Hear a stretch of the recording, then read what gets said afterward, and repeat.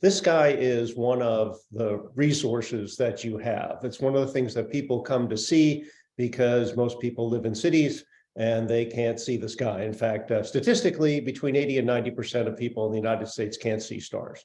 So that means that pretty much everybody who's coming to your campgrounds and RV parks is coming from a place where they can't see this. Now, astrotourism is actually a very serious business. There are the major events around the country. This is the Stellafane Telescope event that's held in Springfield, Vermont every summer. There are events like these around the country, but it has expanded beyond these very astronomy-specific events. There are even a number of books out there that talk about how to do astrotourism, how to take advantage of the dark sky environment that you have, and how to leverage that for your business. So Valerie Stimack's book, I highly recommend. It talks a lot about using your dark sky environments and building a business for dark sky tourism. So I recommend that. And the fact is, it is a business. People will spend money for these experiences. And I'm not the only one who says this. A whole bunch of sites. There's one called Astro Backyard, which talks about these great star parties that you can go to. There's actually a site called astrotourism, best places and experience for stargazing. So you could certainly try to list your sites on that. Now, of course, those are places that are promoting themselves, right? Astrotourism. But here is Travel Pulse, 20 astrotourism experiences perfect for fall. So they're promoting it through their site. USA Today story is your next getaway written in the stars. Check out these celestial sites. So places to go to see the sky. And that was in USA Today. Trivago, even Trivago, which, sells travel things, is promoting the idea of astrotourism and places to go and places to book your trips. Wayfarer put out astrotourism, 8 of the best luxury stargazing experiences. So all of these are important sites. Even Forbes talks about it. They have put out an article, is astrotourism the next big thing? Incredible nighttime outdoor adventures for stargazers. So all of these are out there, and it is big business. It's being talked about left, right, up, and down. And frankly, with these eclipses coming up, there's a lot that you can do this summer to help build business that you can then benefit from in the fall and spring with the eclipses. And then, of course, these events in the fall and spring are things that you can leverage for the following summer and far into your future. When most people go for an astrotourist experience, do you know what they do? They camp. This is one site here associated with one of the star parties. People love camping. Why? Because firstly, if you're doing star stuff, you're staying up late into the night and you want a place to crash that's really near where you're going out observing.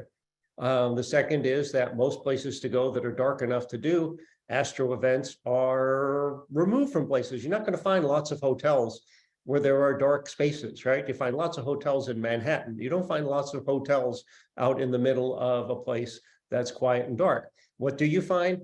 Campgrounds. So campgrounds are really the place that people interested in looking at the sky are going to go to. So this is really unique for you. This is not just, oh, astrotourism is a business and people should take advantage of it. This is astrotourism is a campground business, and that makes it particularly useful for you. So I want to show you more about that. So here's a site that talks about RVers, for example, and it's dark sky camping.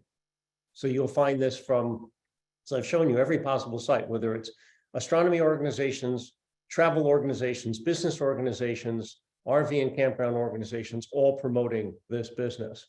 So let's talk about what you can do and how you can utilize it. So certainly there are what we might call the special events.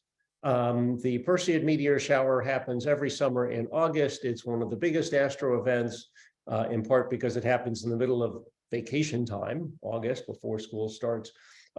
So meteor showers are a great opportunity. Eclipses, lunar eclipses, solar eclipses, obviously great opportunities. Lunar eclipses, of course, occur far more often than solar eclipses, and they're visible from anybody on the dark side. So those are obviously great opportunities to do things when you have a special event. Well, special events are going to be highly promoted. Every newspaper and newscast is going to talk about these kinds of things, and you can latch onto that and do something with it. But here's the thing. Most of the people who are interested in using telescopes or sky gazing like to do it when the moon isn't up and bright. And that's a whole new population of people that you currently aren't serving. And remember that new moons don't necessarily happen on weekends. So I'm sure all of your facilities are absolutely slammed every weekend, but in the middle of the week, you don't have a lot of people. Well, the people who are looking to go stargazing are going to go when the viewing is good. So this is an opportunity to fill spots and to draw a whole new population to people to come when you have space. Similarly, these astro events are sprinkled throughout the year, and many of them are going to happen when you're not that busy. So once school starts in the fall, my guess is you're probably not that busy, especially during the week.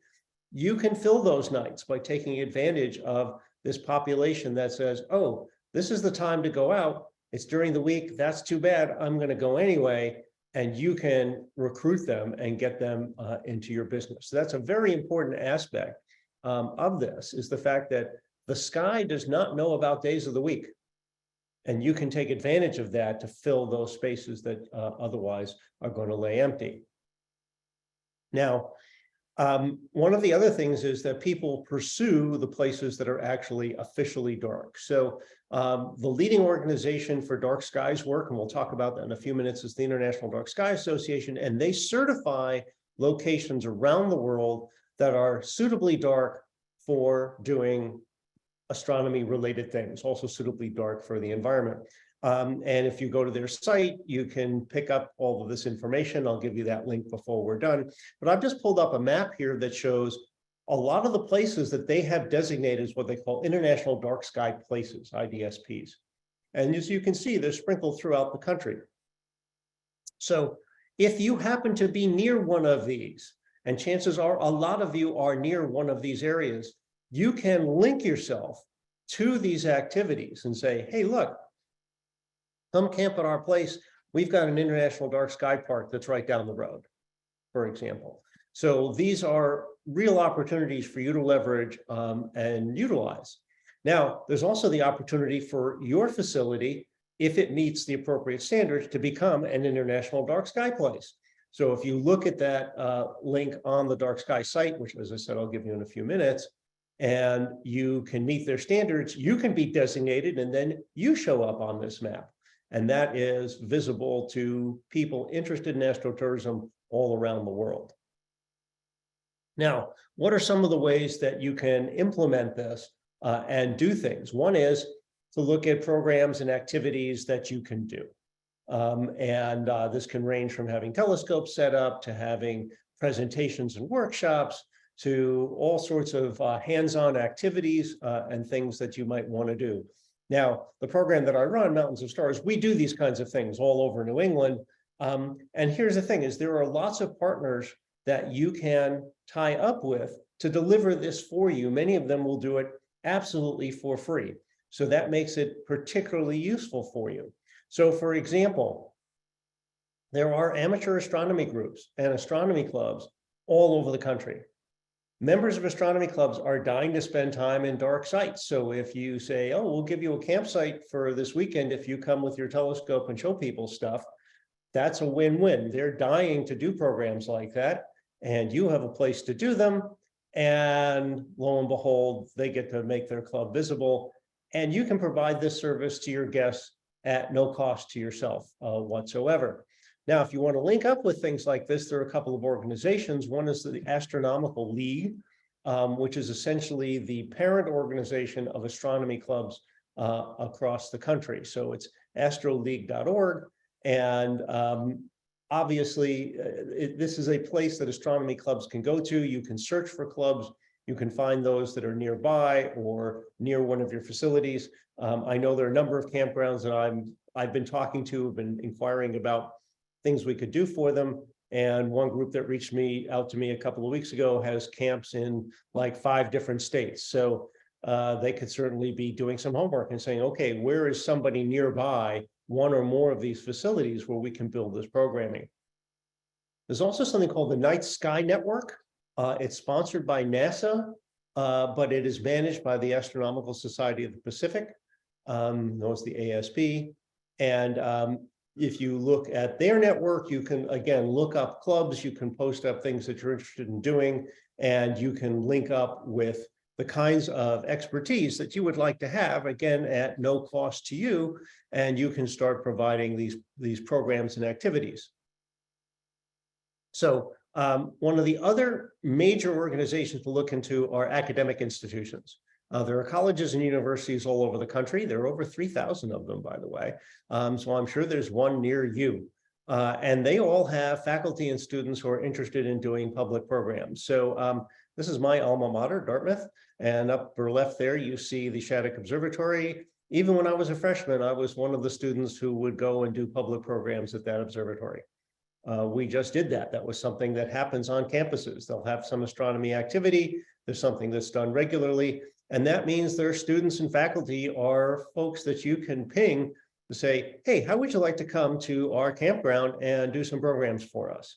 And again, it's part of what happens at academic institutions. Faculty in particular are expected to do service to their community. It's like, oh yeah, sure, I'll come by and I'll give a talk.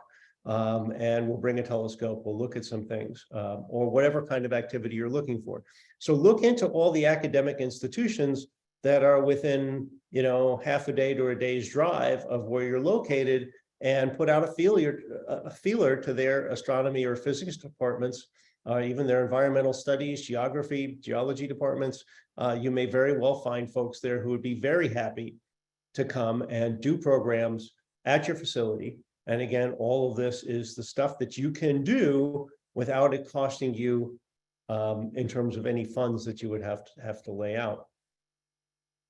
Now, how can you look that into other kinds of revenue building? So the first kind we talked about is you can fill nights that are otherwise dead or low enrollment. They're either midweek nights or nights in fall and spring when things are usually pretty quiet. Some of you are located in parts of the country where it doesn't get that cold in the winter. If you're in the Southwest or South, and you can be doing this, throughout the winter. And again, that's a time when academics are busy, so they'd be available to do things. So one thing is filling nights that you wouldn't normally have. The second is building up interest in new populations. People interested in astronomy may not be the people who typically go camping just to go camping, but they will go camping if it's an opportunity to do their astronomy. So that's a new population that you can look at. You can be offering programs, you can be charging for those programs. You can have special dark of the moon program weekends where you bring in a speaker and so on, and you can charge a fee for that. You can say, oh yeah, we have this, but on those nights, there's an extra $5 per person fee to partake in these programs. And while you're delivering that program at no cost, you're generating revenue by taking these per capita fees in there. But then the other thing you can do is you can build retail opportunities on this. Okay, you're in a dark space. People are going to come for this. You're getting these new people. What can you offer them? So some of the very basic tools that people will want to have for doing night observing or nighttime programs are things like red flashlights. And believe it or not, you can even just stock red balloons. Red balloons are a great way to turn a flashlight red. Why red? It doesn't affect your night vision. So you can have light. You can walk back and forth to your campsite or look at a star chart or a book or whatever, and not ruin your night vision. So these are the kinds of things that most people aren't going to naturally have, but they're things that you could either sell or lend out or rent while you're there as part of the packages that you offer. There are various star guides and books that you could have. Again, these are things you could sell, you could lend, you could rent out. This is just a planisphere here. But there are lots of books and references and things that you could offer and sell those as part of your experience.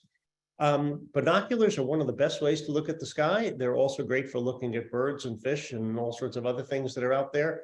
So stocking collections of binoculars and renting those out or making those available. Again, because you perhaps have created a special weekend or a special dark sky experience. There's an additional fee for attending. That fee includes the provision of a red flashlight, binoculars, chart, whatever it is. And that allows you to charge more for your experience. There is great software out there. What I'm showing here is something called Sky Safari.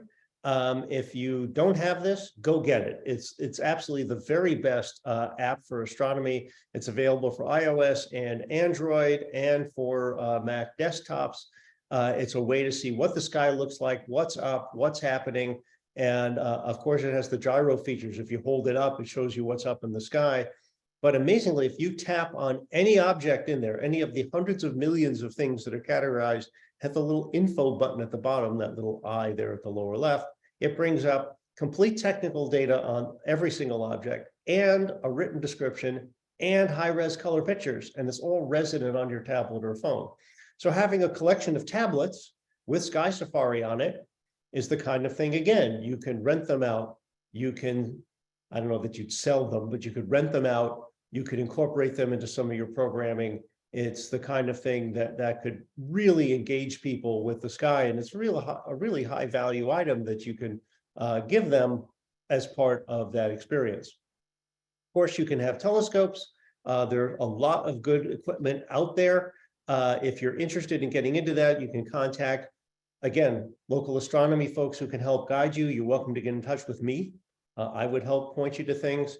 I realize it's a little late to tell you about this now, but there's a huge astronomy annual trade show that's happening on April 14th and 15th or 15th and 16th, whatever that weekend is, weekend after next, just north of New York in Rockland, where every manufacturer of everything involved in astronomy will be within one big room.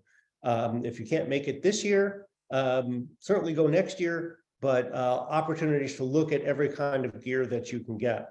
Now, of course, with the eclipses coming up this coming fall and spring, you definitely want to get some stuff this summer. But certainly, if you're going to leverage your eclipse programs, which we talked about 2 weeks ago, and you also heard about last week, and you start building an astrotourism business, then looking at NEAF, it's called the Northeast Astronomy Forum, next spring will help you collect gear for the following summer, which will be very good.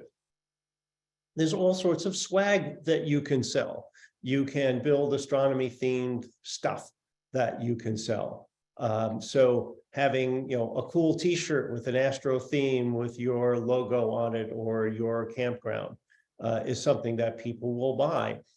Some of the materials you see here are things that are being promoted because of the eclipses next year, but some of them are just general night sky things, and definitely could expand the range of materials that you make available for people to buy when they're coming out to your facilities.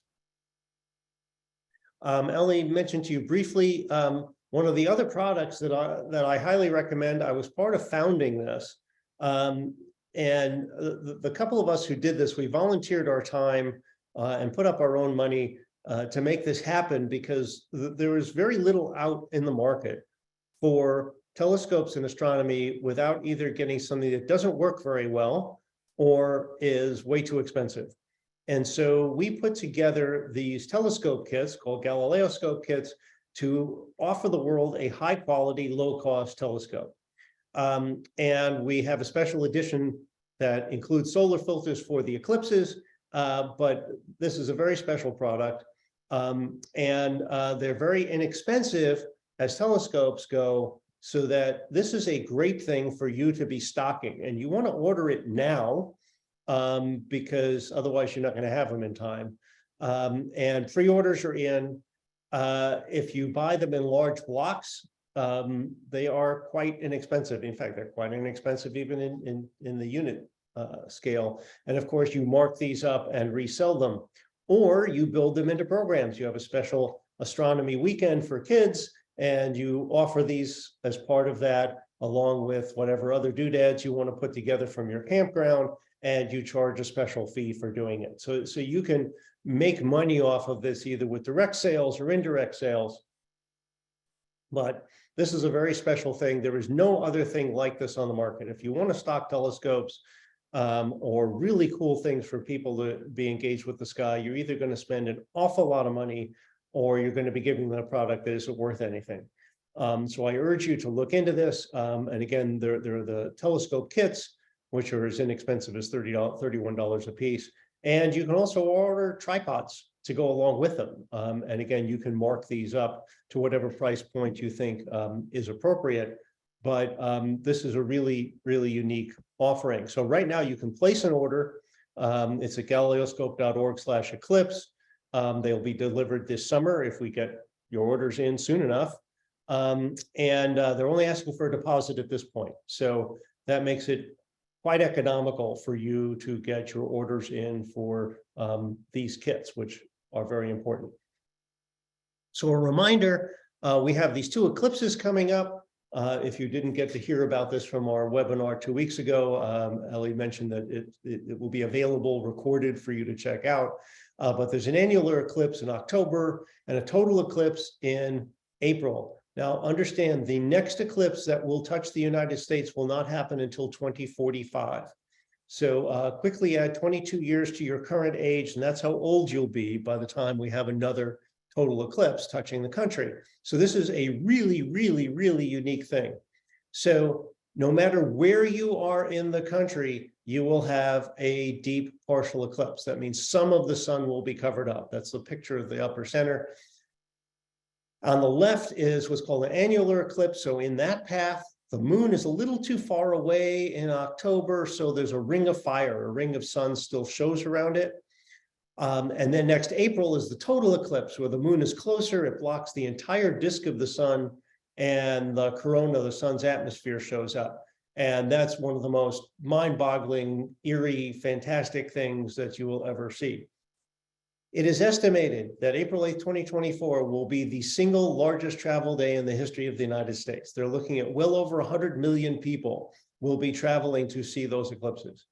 If you have a campground that is anywhere within one of those 2 paths or within a day's drive of one of those paths. So even if you're in central Mississippi or you're in, western Kansas, guess what? You have a business opportunity, because people are going to need a place to stay, and they want to stay somewhere near where the path is so they can get into those paths. If you're located elsewhere in the country, hey, you're still going to have this deep partial eclipse. You're still going to need eclipse glasses. You're still going to need things like galileoscope kits. You're going to need all that material because people are going to want it. They're going to want to watch it. You're going to generate revenue with it. And it's going to build tremendous excitement that you can leverage right into summer of 24 and into future years. People spend big money to see eclipses. This is the group I led to Idaho in 2017. I'm leading a group to Southwest Texas in 24. Each of these people spent several $1,000s just for the privilege of being on the trip, in addition to their travel costs. So having special events, if your campground is anywhere near either of those paths, you can start building product now. When are you going to be open? What's it going to cost? What's your night minimums? And start marketing that now and taking deposits. For more information on this, I urge you to go to this site. This is eclipse.aas.org. All the information on the eclipses is available from the American Astronomical Society, but in particular, there are planning workshops that have been and will be held. They're all recorded, so you can go back and listen to the workshop materials from the last several. The next one will be June in Albuquerque, but all of it is streamed, so you can participate in these and learn about the marketing opportunities, the materials you want to get, resources. On the site, there are things you can download royalty-free, so you can start putting up banners and pictures, using it in your marketing materials. Certainly, if you're a campground that's anywhere in or near those paths, you want to have Eclipse logos on your stuff now, so that you can get people excited about it and coming to your facilities when you normally wouldn't have a lot of things. Okay, now I want to talk about something that's actually very important for making astrotourism work for you. When people come to campgrounds, this is what they are coming to see. They want to see the wildlife. They want to be out in nature. They want to experience a natural environment. That's why they're coming there. If they want a natural environment, they can walk through Times Square anytime they want. They're coming camping so that they can be outdoors and experience that. One of the things they do not want to experience, however, are things like bugs. Nobody likes sitting out there getting eaten alive. And one of the things that attracts a lot of bugs is really bad artificial lighting. It also scares away all the critters that people actually want to experience. Bad lighting also affects people's campsites. It would be very uncomfortable staying at this site right here under this bright light. You're going out to sleep. You want to be sleeping in the dark. You don't want light streaming into your tent or into your RV. So here's the thing. Light pollution is a very, very serious issue. It is not just about losing stars. Losing stars is the symptom of the problem. If you live in a light polluted area, which, as I said, is 80 to 90% of the people in this country, the rates of breast and prostate cancer are much higher because of this exposure to light at night. It contributes to adolescent development issues. It's tied to all sorts of different developmental problems because you're actually not sleeping when, where, and how you should be. It affects plants and animals. There are many plant species that are dying off because they're budding too early. Insects can't find the flowers they need to pollinate, so plants die off. Many animals are strongly affected by this, birds in particular. The US loses over 1 billion birds each year due to bad lighting in cities, which distracts the birds, traps the birds, and they die by the hundreds of thousands around each of these buildings. And of course, we lose the night sky. So I mentioned before, the International Dark Sky Association is the leading organization dealing with this. Their site is darksky.org. I urge you to check out their site and all the information that's available there. What you want to do with your lighting is actually quite simple. These 5 guidelines were developed by the IDA with the Illuminating Engineering Society. Firstly, if you have a light, there has to be a reason for it. You don't just light something up for no particular reason. It should be targeted. The light should only shine on that which needs to be lit. So having a bright light that shines a good chunk of its light into the trees isn't doing any good when you have a pathway that needs to be lit. By all means, light the pathway. We're not asking for people to trip and die, but you don't have to have that light go anywhere else. Have it only as bright as you need. A lot of things are grossly overlit. Have it on only when it's needed. Have it controlled. So yes, you need lights on the bathroom facilities in all your campgrounds. Have them on a motion detector. You walk up to the building, the light comes on. You leave the building, the light goes off. And have as little of the blue light in it as possible. So many of you, I'm sure, have seen those really blue-white headlights on cars, and I'm sure you all hate them. It's the blue part that creates most of the problems.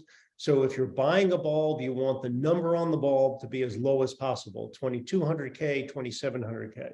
The 4,000, 5,000, 6,000 K bulbs have a lot of blue and are very uncomfortable, waste a lot of energy, and create a lot of problems. On the IDA site, you can get guidelines for doing lighting replacements. They have a catalog. Basically, if your light fixture looks like this, here's the kind of light fixture that will replace it. There are lists of vendors that supply that. Many lighting companies and electrical companies will do a great job of providing it. Up here in northern New Hampshire, there's Rockingham Electric. Up in Berlin, and they get it. You say, hey, I want to do dark sky friendly things. Boom, they have all the product that you need. So for example, we replaced all the light fixtures at this facility in what's called Pinkham Notch here in New Hampshire, the Appalachian Mountain Club's major facility. We replaced them all with light fixtures that meet all the standards you just saw. So there's no light that's going out sideways. There's no light producing glare. It's lighting only the ground. It's only on when needed. It meets all of those standards. Now, in 2019, the Washington Post did an article about the last dark skies in the country. Some of you may be located in these areas, but most of them are pretty much high desert areas, aren't really that accessible. You may be near some of them, but up in Maine, we have a large area that actually is still dark. It's the last dark sky area east of the Rockies, really. And we created an international dark sky park up there. There's now 100,000 acres that's protected to assure that not only is it dark now, but it will be dark when your great-grandchildren are looking for a place to go. So these dark sky places are very valuable. As I showed you on the map before, there are these dark sky places scattered throughout the country, and they're very important. But what you want to do is utilize the same principles in your campground. If you want people looking up, you need to have light that's not going to preclude that from happening. But those benefits are much, much broader than just breaking the sky back. The campsites will be more comfortable for people. They will see better because there won't be glaring lights. And all of these lighting improvements save you money. Every lighting improvement project that you do saves money. So this project we did for the AMC is saving over $2,000 a year in electric bills. So the lighting project pays for itself in a year or two, and you're saving a lot of power. So there are great benefits to doing this in terms of the wildlife, in terms of your guest experience, and in terms of your bottom line. So you do need to make these improvements to do this. So it benefits you personally, it benefits the environment, it benefits your bottom line. All right, so here are things that you want to be doing.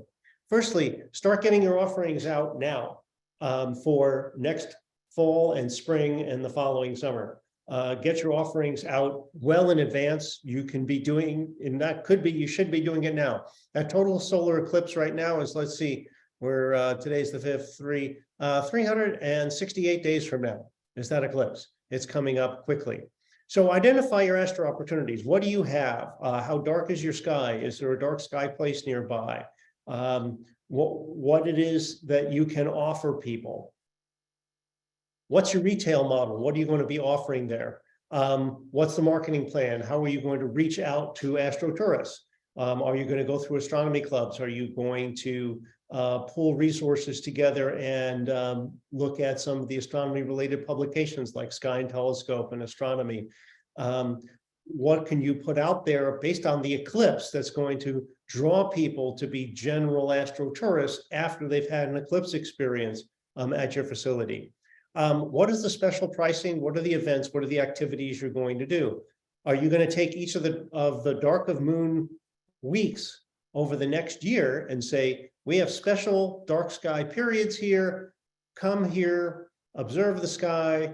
We charge a little extra for those nights, but you get the use of a red flashlight, you get use of a tablet with Sky Safari, you get a pair of binoculars, and we have a speaker coming in on Wednesday. Oh, and here's the price for doing that. What kinds of things do you want to do that? Identify what your slow times are.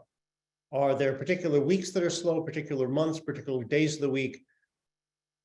Go to something like a Sky Safari or look at the Sky and Telescope website or the Astronomy Magazine website or use Google astronomy events and you'll get catalogs of them and say, oh, okay, wait a minute, we're usually dead this last 2 weeks of this month. Hey, look at these activities that are going on in the sky. Let's use that to fill those slots.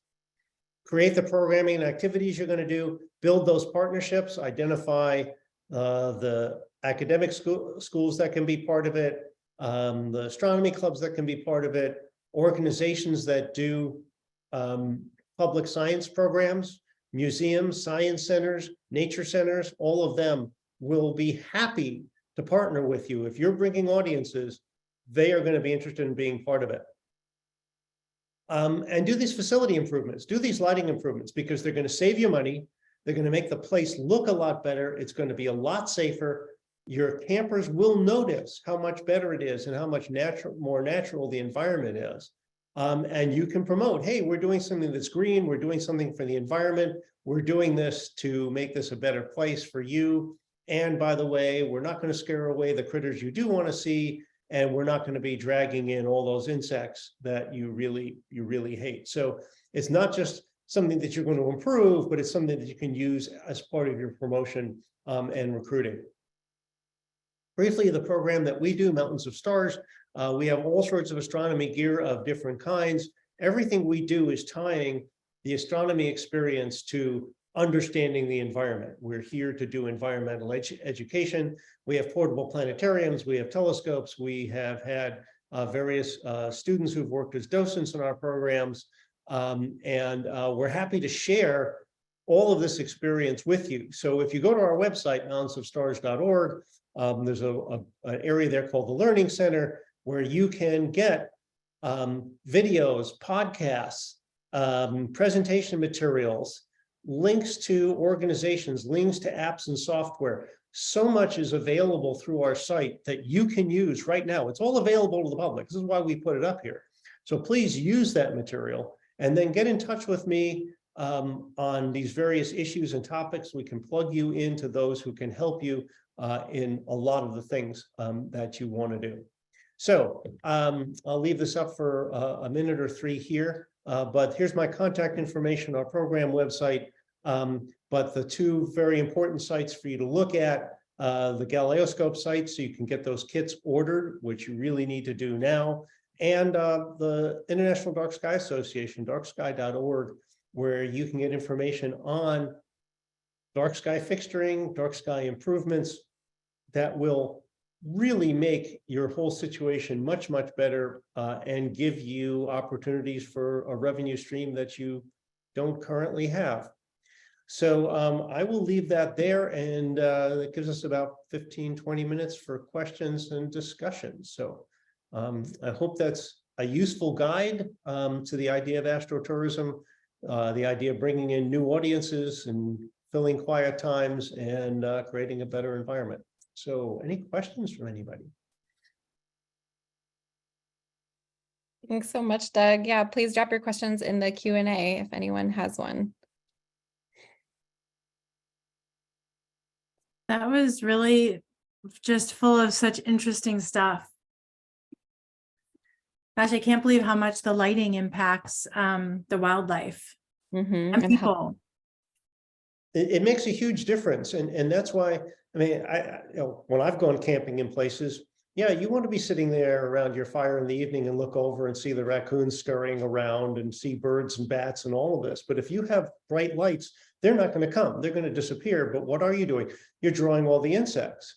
And believe it or not, that does more damage to the environment because, for example, when you see a bright light, you see all those insects, it means that the birds and bats and other things that depend on those insects don't get them because they're not out in the forest where they're supposed to be. They're all by the light. And so you actually find that bat and bird species die off in areas that are brightly lit because they don't have any food.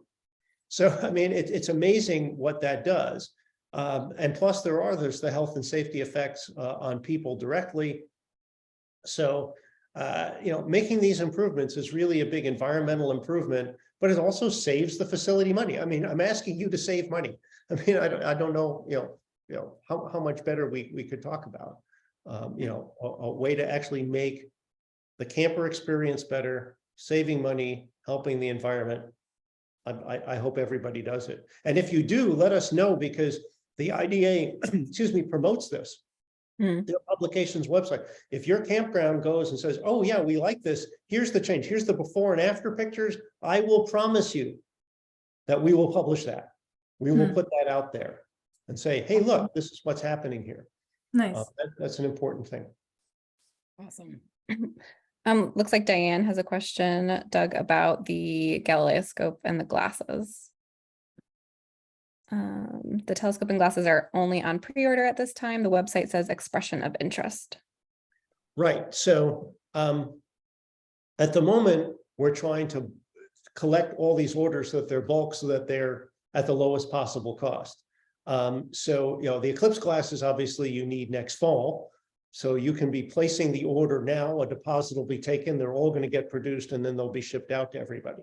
So definitely get, this is where you get the order in so that you can get them in time. And it's a matter of, if orders don't go in soon, it takes time to produce all this and ship it. So we're telling people about it ahead of time so you can get it. We know that for the last eclipses in 2017, almost everybody ran out. Well, a couple of things. Firstly, people ran out and were looking for glasses with a week to go when there were none in the country. The second thing is that there were a lot of counterfeit eclipse glasses. So people were ordering off of Amazon, and those were pirated goods that were not safe. So everything we're making and everything that we're promoting, whether it's through the AAS Eclipse site, which lists a number of vendors, Galileoscope is just one of the vendors, but those have all been certified. They will actually have an ISO certification on them so that they are safe, because the last thing we want is somebody to wear a set of eclipse glasses to protect their eyes and actually not have their eyes protected. So that's an important feature. Awesome. One question that popped into my mind, Doug, was that I've participated in a what was it? It's like a super moon hike, or like, I know you mentioned new moons, but would full moons, super moons be another example of something to maybe take advantage of? Sure, absolutely. Full moon weekends are a great time to go for like a moonlit hike. Build a program. It's not a great time for looking at stars because the moon, of course, is so bright. Right. But Right. it's a great time. You get the binoculars out, have everybody looking at the moon. Then let's go for a moonlit walk, and go down to the pond, and you'll hear all the peepers tweeting. I mean, that's great. So yeah, you can leverage that similarly. Absolutely, all those can be connected. Okay, we have another question from Douglas. If you're not in the direct path of the total solar next April, but you're close, is there a way to estimate what we might see? Yes, absolutely. So a couple of things. Firstly, if you're close to the path, again, you want to leverage that. You want people to come stay at your campground who will then drive into the path. People will travel that day to see it. And if you're near it, that's big because there are just so many rooms that people can stay in, so many sites within that path's only 110 miles wide and crosses the country.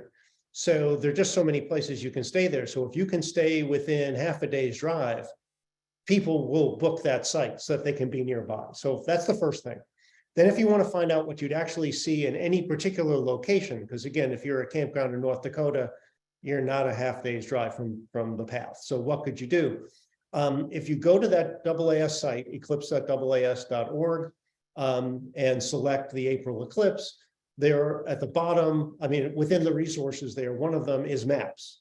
And Xavier Joubier has published a set of maps where you literally click on the spot you're at and it will give you the total information. What time does it start? What time does it end? To the nearest 1/10 of a second, by the way. It's insane what we can do. Where in the sky you'll see it, how much of the sun will be covered. All of that information is on those maps. So it's incredibly useful to just go there, zoom in on your area, click on it, and it'll immediately pop up with starts at 13:48, 30.6 in the afternoon, will last this long, this eclipse will be this deep, and so on. So that's the very best resource, is to go to those maps that the AAS provides. I just put the link to the map in the webinar chat. It's also in the Q&A answers if anyone wants to check that out. And the AAS site is linked from our site. If you go to the Mountains of Stars site, both the Galileoscopes, the AAS site, all these things that we've been talking about, all the different organizations we mentioned, the IDA, that's all linked on our site. So you can go there and check that out. We try to make it as useful as possible, give you the resources that you can get to. And let me stop sharing here anyway. There we go.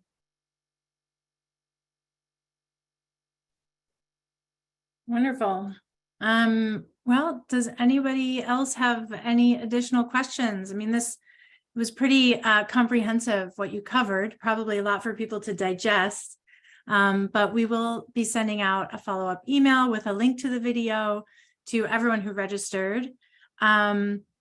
And we'll include some additional resources and information in that email.